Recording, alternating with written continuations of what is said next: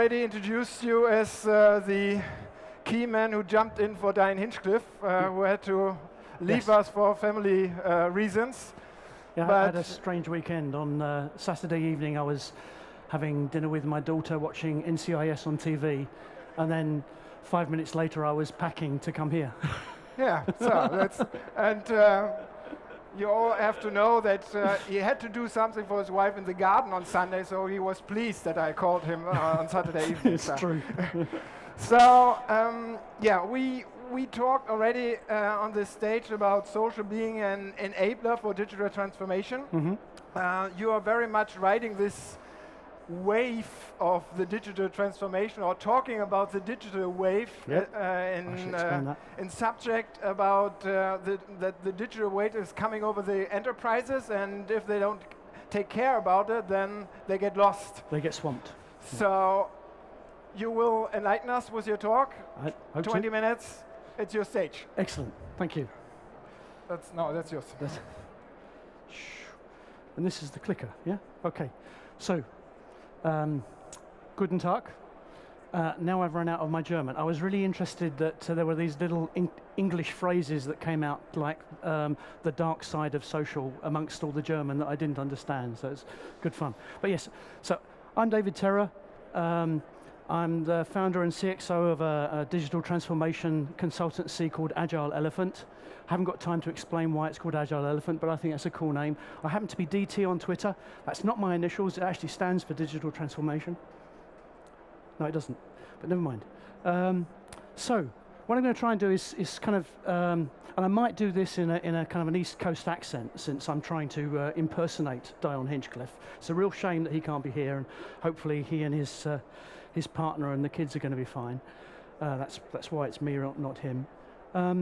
I'm going to try and do three things. The first thing I'm going to try and do is make sense of this digitally disruptive business landscape that we are in at the moment, and within that highlight how social is absolutely an enabler for how you can transform your business and why you need to.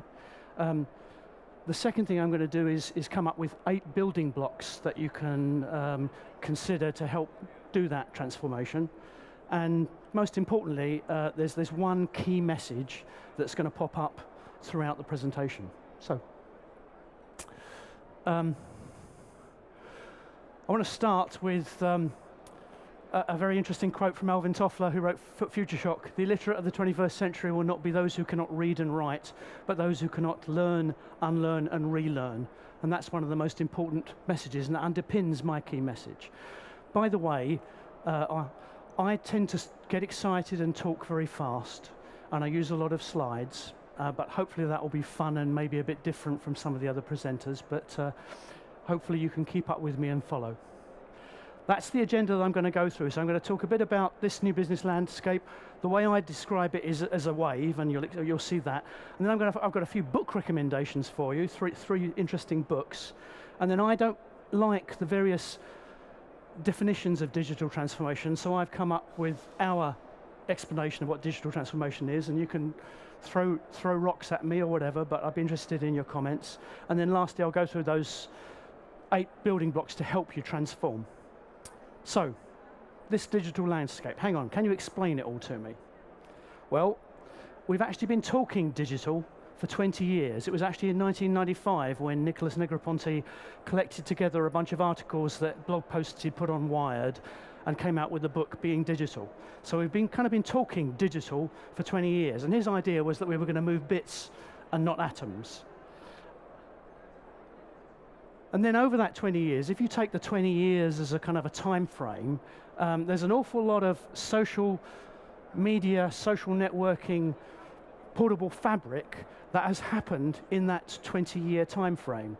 Obviously, wikis came along in '95, and then we started to use the term blogging towards the end of the '90s. Wikipedia starts on 2001, WordPress goes through there. So the interesting thing there is there's a lot of stuff that is now used day to day in our personal lives and used day to day in business that's only really happened in the last decade, in the last 10 years. It's fascinating. Then In 2012, Mark Andreessen wrote that blog post about software eating the world, and there's more and more technology that's actually taking over. This is one of Dion's slides, which actually highlights the elements of the digital business landscape that we're in at the moment. And you'll see that collaboration platforms are the heart of it, but there's actually a lot of legacy stuff and a lot of complexity associated with where we're at. One thing I do know, though, and I don't care what business you're in, your business model is under threat. Some smarter, nimbler competitor is about to come around the corner and take away your business. Someone like an Airbnb or an Uber, or maybe something less esoteric than those, is going to use technology and social in a different way to the way you are and take away your business. Everybody's business is under threat. So there's an English phrase, necessity is the mother of invention. I want to kind of subvert that and change it into reinvention is the mother of necessity. So this, we call it, we think about this as a kind of a wave. And basically, you've either got to ride it or you're going to go under. But how does this wave get to be created? Well, actually, there's a whole load of infrastructure things to do with outsourcing and low cost. Now, you know this stuff. I'm just presenting it in a different way to kind of highlight the complexity of where we're at the moment. But there's things to do with connectivity, the Wi-Fi, 3G, human factors, which actually mean if I want to start a business, maybe 10 years ago or 20 years ago, I had to mortgage my house to get together the money.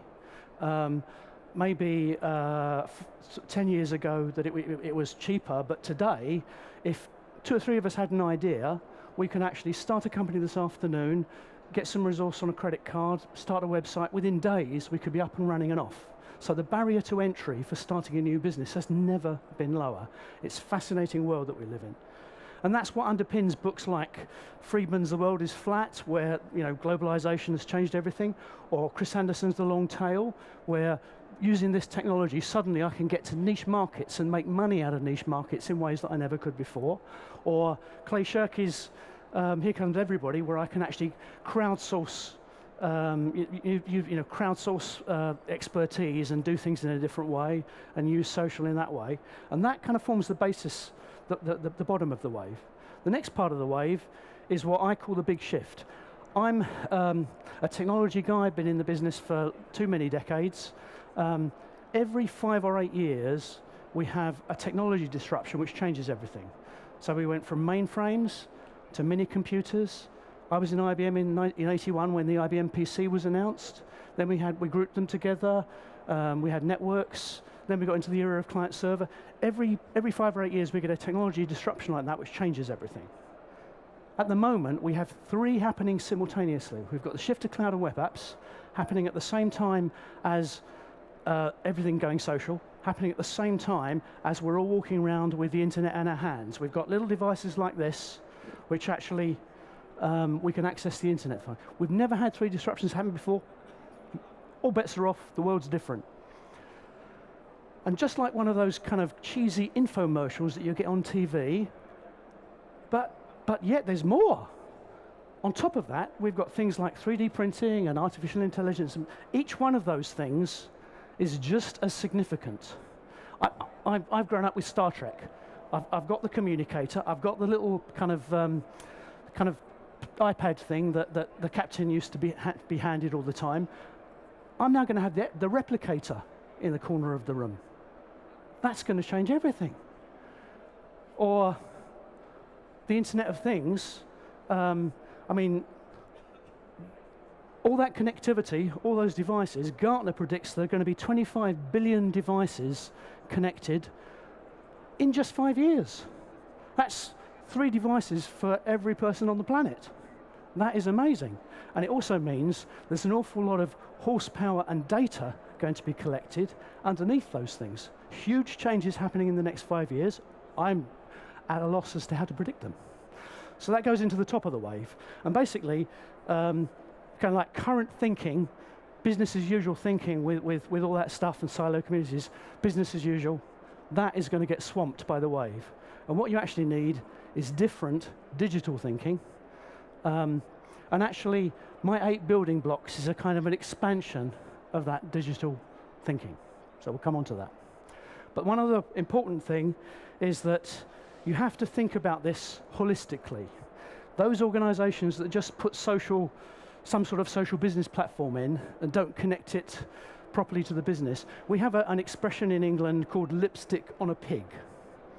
You may just be using some sort of enterprise social network to kind of replace your email system and sit across the top of the organization. And maybe it will do some things, but it won't do enough. Actually, your strategy has to be linked to the heart of the way you create value, to the business process itself.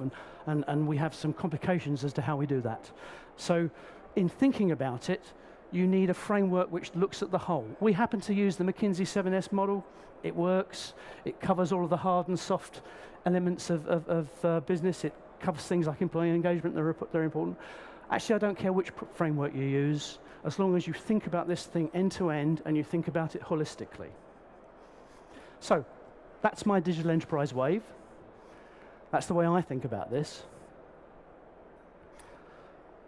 But actually, there's lots of ways we talk about it. This shift to digital, what the hell are we calling it today? So basically, I call it the wave. IDC calls it the third platform.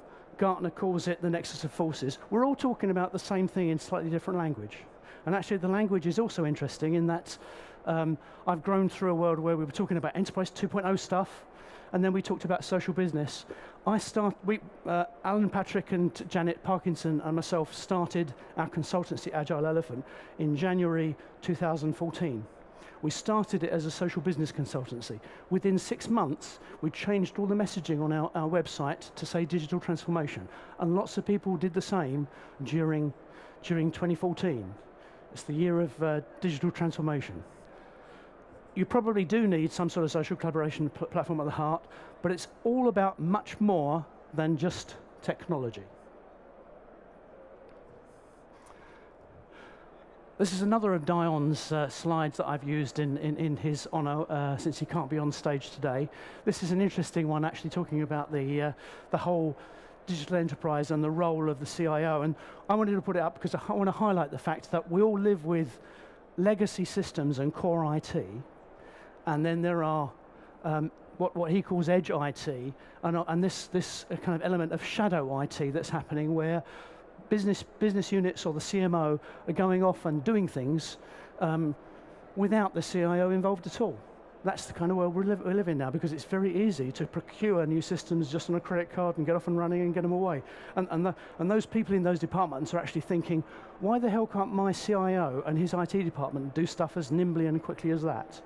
And the modern CIO has to recognize he or she has to change. Now, the greatest danger in times of turbulence is not the turbulence, it is to act with yesterday's logic. Great quote from Peter Drucker, which is another thing that comes back to the core message.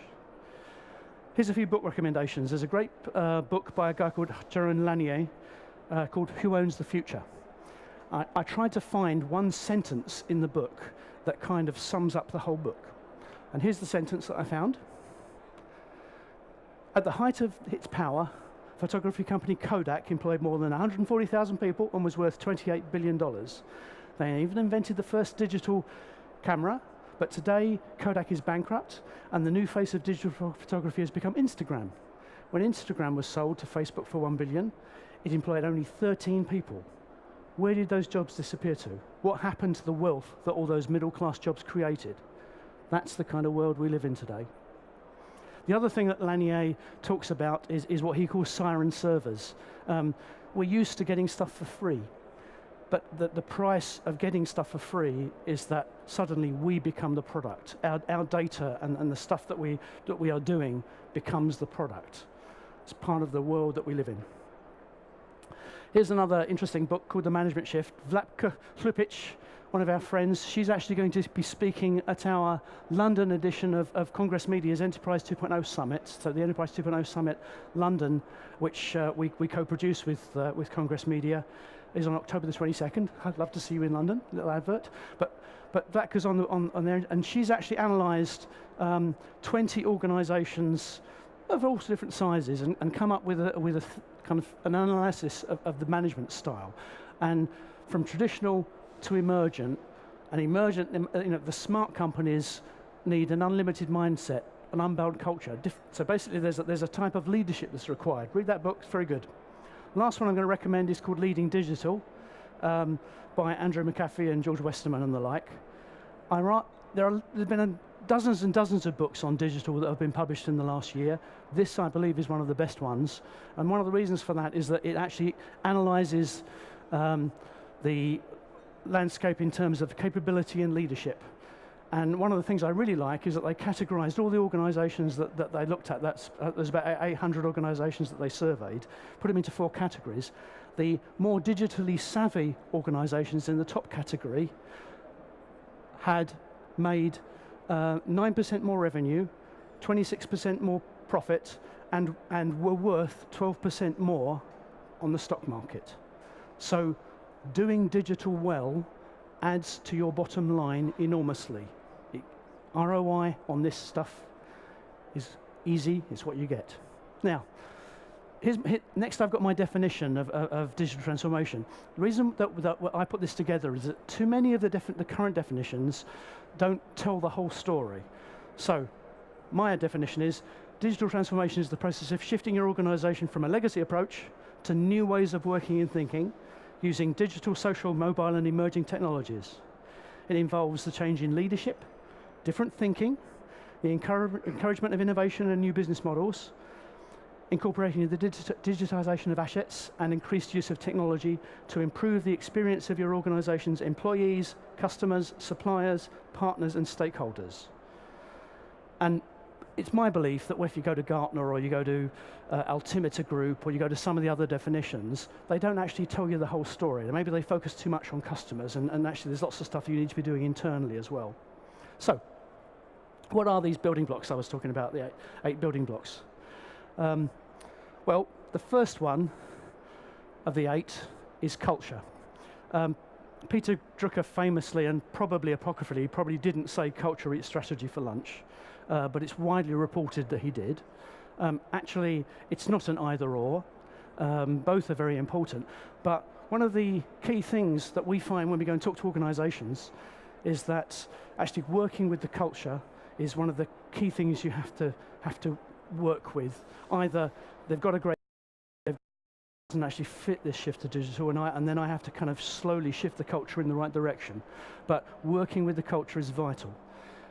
Another thing that has anyone read Simon Sinek's Start With Why book, or seen the Simon Sinek Start With Why TED Talk? If you have, go find the TED Talk, go read the book. So many organizations have actually lost why they're doing what they're doing. They focus on the how and the what and forget why they're doing it. Very important. Leadership. You've got to have a really strong leadership, and actually is spot on in terms of the emergent leadership that works better in this new environment. It's all about a different mindset. It's all about teamwork. It's all about vision.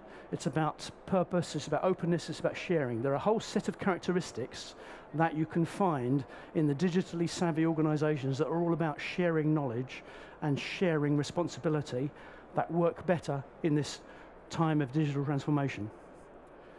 The next thing is there is no one-size-fits-all solution. Every company is different. There is not one, I mean, IBM or Microsoft would love me to say that there's some, theirs is the best social business platform, but there is no panacea. There are lots of options out there. There are lightweight solutions like Slack. There's things like all sorts of different solutions. They're all good at some things and not so good at others. We're actually at an early stage in the development of social business platforms. So, different strokes for different folks. The next thing is that you have to think about this in terms of an end-to-end solution. I used my lipstick on a pig phrase earlier. You have to actually tackle this across the whole of the business and actually properly link what you're doing into what creates value for your company. The business platforms that actually link social collaboration to where the work is done, to actually the real business processes of the organization, those are the ones that are more effective. So you have to think about this in an end-to-end way. The next thing, and I've stolen a great Hugh MacLeod cartoon for continuous reinvention. Back in the 90s, we were all, well, those of us that were around, were all talking about quality circles and improving execution and continuous improvement and that kind of thing. We're now living in a world where getting the execution better isn't enough. That's business as usual thinking. We have to be thinking in terms of continuous reinvention. It's back to that thing about the smarter, nimbler competitor coming around the corner with a new idea. That is vital. The next thing to say is your organizations have to get creative. And this is a big thing for me. We don't teach enough thinking skills in our schools, in all of the countries I've been to. We don't have enough emphasis on creativity. Our organizations don't think of this in terms. If I live in a world where information is free, if I live in a world where I can use Google's Mechanical Turk, or I can outsource stuff to India, going for low-cost commodity stuff is not going to cut it. The thing that's going to make my business go forward is new ideas, new things that I could do. So what I encourage organizations to do is to actually think in terms of making innovation, thinking, experimenting, all those things a natural part of the workflow. Add that into what you do. Next thing to say is that there's got to be balance inside and out. There's an awful lot of emphasis within the social world in terms of social media marketing and monitoring and that kind of thing. You have to actually look at this in terms of what it can do to improve the experience of your employees and suppliers and stakeholders and everyone. And lastly, I mentioned design thinking on that chart, and actually the idea of actually changing the way your organization works to design thinking so that you're actually thinking about the whole process of the way you add value and create new products. It's part of the mindset that's essential for actually making your organization ready for digital transformation. So you put all those together, those are the 8 building blocks, but by far the most important one is the one I put in the middle, all about continuous reinvention, because at the end of the day, it's new ideas and new products and actually changing your business model and thinking about this in terms of actually, wherever I'm at, I can't stand still. I have to actually compete with myself and think of a better idea, because if I don't, somebody else will. Whoops. In this slide set, which will be on SlideShare, I've got references to the various things, and that's me, and thank you very much.